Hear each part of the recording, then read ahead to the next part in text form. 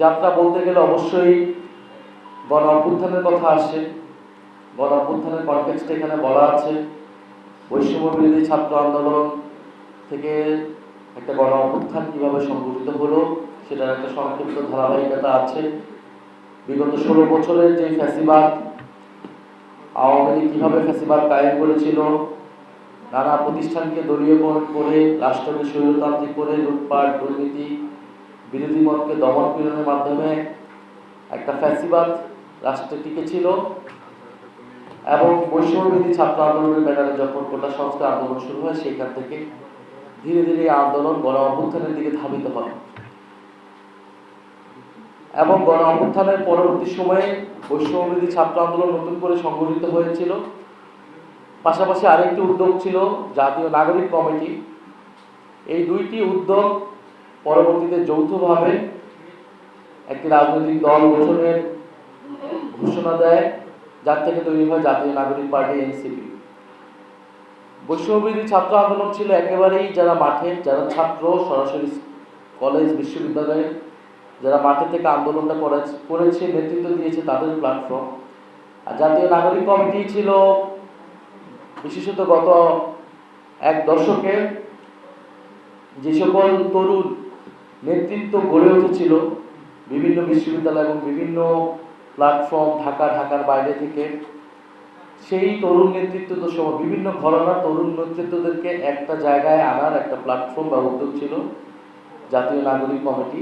অর্থাৎ গণ অভ্যুত্থান পরবর্তী তরুণদের যে স্বপ্ন বাংলাদেশকে বিনির্মাণ করার, গণতান্ত্রিক বাংলাদেশ বৈষম্যহীন বাংলাদেশকে বিনির্মাণ করার, সেই স্বপ্নকে সামনের দিকে এগিয়ে নিয়ে যেতে যে রাজনৈতিক উদ্যোগ প্রয়োজন তার ব্যাকগ্রাউন্ড হিসেবে কাজ করেছে জাতীয় নাগরিক কমিটি।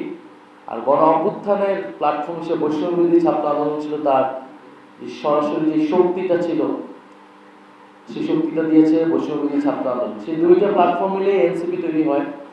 এই বইটাতে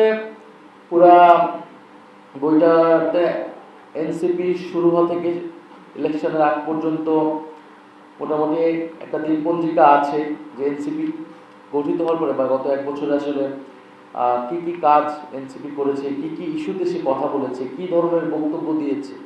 ফলে এনসিপিকে নিয়ে নানা ধরনের প্রোপাগান্ডা আমরা দেখি সোশ্যাল মিডিয়ায়, আন্তর্জাতিক মাধ্যমে, ডিপ্লোমেটদের কাছে নানা ধরনের প্রোপাগান্ডা করা হয় এনসিপি সম্পর্কে। যা এনসিপি বলে নাই তা এনসিপির পক্ষ থেকে ছড়ানো হয় যে এনসিপি এটা বলেছে বা এনসিপি এই ইস্যুতে পজিশন নিয়েছে। কিন্তু বেশিরভাগ ক্ষেত্রে আমরা দেখেছি যে বাংলাদেশের মিডিয়া থেকে শুরু করে বিভিন্ন জায়গায় এনসিপি আসলে কি চায়, আসলে কি বলেছে, বিভিন্ন ক্ষেত্রে কি পজিশন নিয়েছে, হয়তো বিচ্ছিন্নভাবে একজন নেতা দুজন নেতা পজিশন, কিন্তু এনসিপির আনুষ্ঠানিক অফিসিয়াল পজিশন সেটা বিভিন্ন সময় অবজ্ঞা করা হয়েছে বা কষ্ট করে এটা আসলে বোঝার চেষ্টা করে নেই অনেক। এই বইটা পড়লে অ্যাটলিস্ট এনসিপি বিভিন্ন ইস্যুতে তার অবস্থানগুলো কী ছিল এবং যতগুলো ইস্যু এসেছিল সেই সময় সেই সবগুলো ইস্যুকে কিন্তু এনসিপি সেই সময় অ্যাড্রেস করেছে, জাতীয় নাগরিক কমিটি সেই সময় অ্যাড্রেস করেছে, কর্মসূচি দিয়েছে। সংস্কার বা সাংবিধানিক সংস্কার ইস্যুতে এনসিপির যে দৃঢ় অবস্থান সেটার কথা এখানে আছে। ঐক্যমত কমিশন এবং তার বাইরেও এনসিপি সে বিষয়ে কথা বলেছে। ফলে এবং সেটার পরিপ্রেক্ষিতে কিন্তু পরবর্তীতে গণভোট, গণরায় হয়েছে, নির্বাচন হয়েছে। বাংলাদেশের রাজনৈতিক দলগুলোর ইতিহাস নিয়ে খুব বেশি লেখাজোখা হয় না। আমাদের একটা রাজনৈতিক দলের ইতিহাস ভারতপক্ষে আসলে সেই দেশের রাজনীতির ইতিহাসেরই একটা অংশ। রাজনৈতিক দলের ইতিহাস বেড়ে ওঠা, সেইটা বুঝলে রাজনীতি কোন দিকে যাচ্ছে সেই সম্পর্কে একটা আজ পাওয়া যায়। ফলে গণ অভ্যুত্থান পরবর্তী যে বিশাল সম্ভাবনা তৈরি হয়েছে সেখান থেকে অনেক প্ল্যাটফর্ম তৈরি হয়েছে এবং সবগুলো প্ল্যাটফর্মকে আমরা স্বাগত জানিয়েছি সবসময়, কিন্তু রাজনৈতিক দল হিসেবে কিন্তু দাঁড়িয়েছে এনসিপি। এটার মূলে কয়েকটা কারণ। একটা হচ্ছে গণ অভ্যুত্থানের যে মূল নেতৃত্বটা, সেই নেতৃত্ব আসলে এনসিপিতেই বেশিরভাগ এসেছে, বড় অংশটাই এসেছে এনসিপিতে। আর দ্বিতীয়ত হচ্ছে গণ অভ্যুত্থান পরবর্তী যে রাজনীতিটা, যে সংস্কারের রাজনীতিটা, শুধু ক্ষমতা পরিবর্তনের রাজনীতিটা না, সেই রাজনীতিটা সংস্কার এবং বিচারের রাজনীতিটাই এনসিপি ধরতে পেরেছিল, এনসিপি করেছে। তারপরে এনসিপি আমাদের জায়গা থেকে আমাদের অনেক ভুল ত্রুটি সীমাবদ্ধতা ছিল, সেটা আমরা সবসময় বলেছি। নির্বাচন আমাদের একটা বড় অভিজ্ঞতা, জুলাই পদযাত্রা আমাদের একটা বড় অভিজ্ঞতা। এই অভিজ্ঞতা নিয়ে আলাদা আলাদা বই হওয়া সম্ভব, লিটারেচার হওয়া সম্ভব, এবং আমি দেখেছি যে বাংলাদেশের থেকে বাংলাদেশের বাইরে যারা আন্তর্জাতিক পর্যায়ে মিডিয়া বা গবেষক আছেন তাদের আগ্রহ অনেক বেশি আমাদের দেশের সাহিত্যিক গবেষকদের থেকে আমাদেরকে নিয়ে, মানে এনসিপি বা জুলাই গণঅভ্যুত্থান তরুণ নেতৃত্বদের নিয়ে। বাইরে থেকে এসে প্রচুর যারা ডকুমেন্টারি করে, এরকম পরিচালকরা প্রচুর এসেছেন, ডকুমেন্টারি করেছেন, অনেক ইন্টারভিউ নিয়েছেন।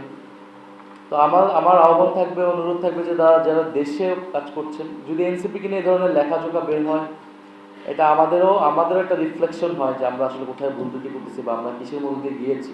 কারণ গত 1 বছরে বা ইন্টারিম গভর্নমেন্টের পুরো 1.5 বছরে, এটা শুধু ইন্টারিম গভর্নমেন্ট বা এনসিপির অভিজ্ঞতা না, এটা কিন্তু পুরো বাংলাদেশের ইতিহাসে একটা গুরুত্বপূর্ণ অধ্যায় হিসেবে থাকবে। কারণ এই সময়টা ঠিক করে দিয়েছে অলরেডি যে আগামী বাংলাদেশ কোন দিকে যাচ্ছে, কীভাবে যাচ্ছে, আর সামনের রাজনীতি বা লড়াইয়ের গতিপথটা কীরকম হতে যাচ্ছে। তো সেই জায়গা থেকে এই ধরনের বই প্রকাশনে আমাদের জায়গা থেকে, আমরা পার্টির জায়গা থেকে চেষ্টা করবো আরও উদ্যোগ নেওয়া, কিন্তু পার্টির জায়গা থেকে সেটা অবশ্যই পার্টিজান একটা রূপ থাকে তার, সেটা পার্টির জায়গা থেকেই করা হয়। কিন্তু নিরপেক্ষ জায়গা থেকে যারা বাইরে থেকে আমাদেরকে দেখছেন, তারা যদি এই ধরনের উদ্যোগগুলো নেয়, বিশেষত এনসিপিকে বা এর আগে জুলাই গণঅভ্যুত্থান নিয়ে আমাদের আরও বেশি বই লেখা উচিত। গান, শিল্প, সাহিত্য, সংস্কৃতি এগুলোর মাধ্যমে কিন্তু জুলাই গণঅভ্যুত্থানের স্মৃতি বেঁচে থাকবে, ইতিহাসটাকে আসবে। কোনো গণঅভ্যুত্থানের কিন্তু কোনো ইতিহাস এখনো আসেনি। এর আগে আমাদের আসিফ মাহমুদ একটা বই লিখেছেন, এছাড়া অনেক বই বের হয়েছে বইমেলাতে গতবারের, কিন্তু গণঅভ্যুত্থান নিয়ে এই সময়টা আর একটু সময় গেলে হয়তো আমরা বুঝতে পারবো গণঅভ্যুত্থান আসলে কি হয়েছিল এবং কিভাবে পরবর্তী ঘটনা কিভাবে কি গিয়েছে। ফলে গণঅভ্যুত্থান নিয়েও প্রচুর পরিমাণে গবেষণা হওয়া প্রয়োজন, বই লেখালেখি প্রয়োজন, এবং এটা নিরপেক্ষভাবে হওয়া প্রয়োজন, কোনো দলীয় দৃষ্টিকোণ থেকে না। এই কারণে আমরা চাই যে একটা নিরপেক্ষ জায়গা থেকে যারা কাজগুলো করেন তাদেরকে আমরা উৎসাহিত করতে চাই এই বিষয়ে। আপনারা এই বিষয়ে লেখালেখি করুন। জুলাই গণঅভ্যুত্থান, তরুণ নেতৃত্ব এবং বিগত সময়গুলোকে আমাদের আসলে আরও বিশ্লেষণ করা উচিত, যে এই সময়গুলোতে আসলে আমাদের কোথায় ভুল হইল, কোথায় সফলতা হইল, কোথায় সম্ভাবনা ছিল, কারণ সেই সম্ভাবনাগুলো এখনো আছে, আমরা সেগুলো কাজে লাগাতে চাই। এবং পুরো দুনিয়াতেই আজকে নেপালে নির্বাচন হয়েছে, গতকালকে নেপালের নির্বাচনের ফলাফল, সেখানে অভ্যুত্থানকারী আমরা শুনতেছি তারা সেখানে এগিয়ে আছে, তারা বড় সফলতা পেতে যাচ্ছে। 2024-25 পুরা সময়টা কিন্তু জেনজি মুভমেন্ট হয়েছে পুরা দুনিয়াতে বিভিন্ন জায়গায়, গত এই সাম্প্রতিক 4-5 বছরে অনেক জায়গায় তারা সফল হয় নাই, আবার অনেক জায়গায় তারা সফলতা পাচ্ছে। বাংলাদেশের কেসটাও ডিফারেন্ট, বাংলাদেশের প্রেক্ষাপটটাও অনেক ভিন্ন। নেপালে থেকেও বাংলাদেশে একটা দীর্ঘ 16 বছরের ফ্যাসিবাদ ছিল। নেপালে একটা অস্থিরতার সময় বিভিন্ন আন্দোলন এবং ঘটনার মধ্যে দিয়ে নেপাল যাচ্ছে। বাংলাদেশেও সামনে এরকম হওয়ার সম্ভাবনা আছে, যদি অর্থনৈতিক যে নিরাপত্তা, বৈষম্যহীনতা, গণতান্ত্রিক সংস্কার এগুলো যদি নিশ্চিত না হয়, বাংলাদেশের তরুণরা কিন্তু বারবার রাস্তায় নামবে। আমরা চাই যে একটা স্থিতিশীলতা, নতুন সংসদে এগুলো আলোচনা হবে, কিন্তু সেই জায়গা কিন্তু যারা সরকারে আছে তাদের উপর নির্ভর করবে। সেই জায়গা যদি সংকুচিত করে ফেলা হয়, তাহলে আবারই বারবার রাজপথে আন্দোলন সংগ্রামগুলো গড়াবে। সেখান থেকে কিন্তু নতুন রাজনীতির সম্ভাবনা আরও বাড়বে, সামনের দিকে কিন্তু আগাবে। ফলে আমরা বাংলাদেশের বর্তমান রাজনীতি, আন্তর্জাতিক যে গ্লোবাল যে পার্সপেক্টিভ, সেগুলো বিবেচনা রেখেই আমাদের এই প্রকাশনী লিটারেচারগুলো আমাদের জন্য অতি জরুরি। তো মাহবুব ভাইকে আমি আবারও ধন্যবাদ জানাচ্ছি, দুই মাহবুব ভাইকেই, প্রকাশক এবং লেখক, এই বই রচনা করার জন্য এবং প্রকাশের জন্য। এবং এখন বইমেলার সময়, এবার বইমেলা নির্বাচনের অনেক পরে হয়েছে, যারা আমাদেরকে শুনছেন এনসিপি শুভাকাঙ্ক্ষী, তাদেরকেও বলবো জুলাই গণঅভ্যুত্থান, তরুণ নেতৃত্ব ভাই, এবার বইমেলা আপনারা যাবেন, আপনারা বই কিনবেন, বড়কে বই কিনতে উৎসাহিত করবেন। আমাদের প্রকাশনা শিল্প যাতে সমৃদ্ধ হয়, আমাদের লেখক সাহিত্যিকরা যাতে ভালো একটা অবস্থায় যেতে পারে, আমাদের এই বইয়ের শিল্প, প্রকাশনা শিল্প, সেই প্রত্যাশা ব্যক্ত করছি। এবং যারা সাংবাদিক কর্মীরা এসেছেন, আপনাদের সবাইকে ধন্যবাদ জানাচ্ছি। আসসালামু আলাইকুম।